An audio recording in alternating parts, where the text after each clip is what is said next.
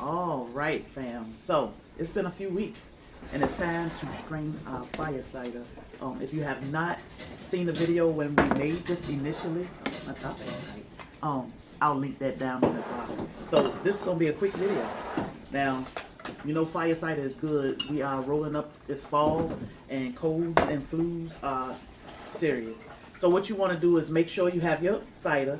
You want to get you something to strain it in, and a sifter in a jar. But this is last year's fire cider, what's left of it. I did put elderberry in last year, so that's why it's so dark. So we'll see the difference in it. I'm going to use this bigger container. Again, I'm going to shake it good. Now, I'm going to keep my solids because I'll probably freeze dry them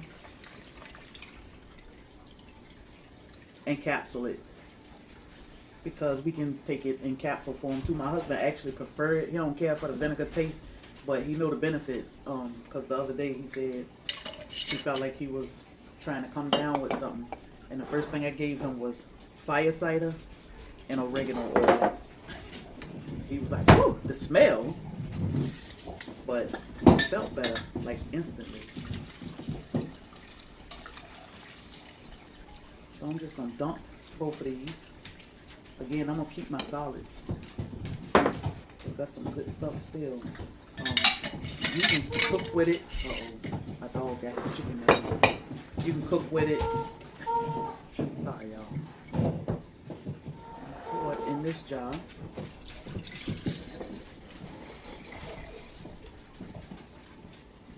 And I got a friend that's not feeling too good.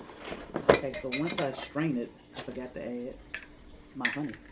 So this is just crystallized honey. I use this for soap. I mean, you can use this for anything. I'm gonna put about that much in there. Now, I use crystallized honey for anything, like coffee, teas, things like that, because it'll just liquefy. All you have to do is put this in some warm water, and it'll go back to. It'll break those crystals down for you. So I'll put my honey in. So let's shake it up. And then I feel my child's back. I was like, oh, I forgot.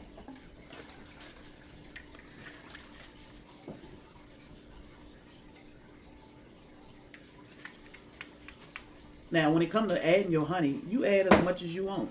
As little or as much as you like. Just try not to go overboard with it. Especially like with our honey, it's so good.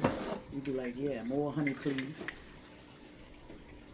So once you got your honey good and mixed up in there, then you can go ahead and fill your jars back up. If you didn't forget like me, you don't have to fill them back up. However, I'm about to make a mess now because I got this thing filled to the brim. Okay.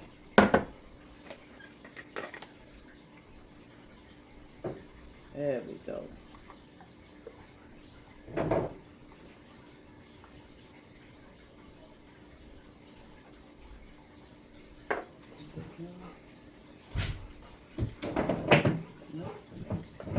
Then I'll do this around.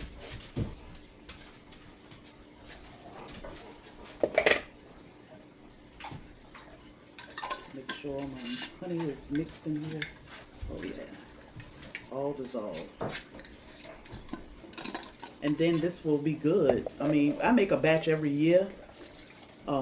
This is probably good about 18 months to 2 years. But I just make a fresh batch every year because we share it and we take it ourselves. So I always try to make sure we got fire cider around. Whoop. All right.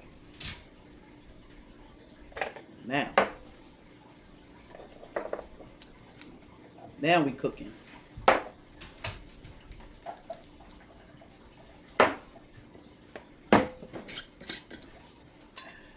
So what's left will go on the shelf. This is shelf stable for up to 2 years. I never refrigerate ours. I just stick it on the shelf, and when we need it. I pour some in our jars. When we traveling, I make sure I take some with us. But there you have your homemade fire cider.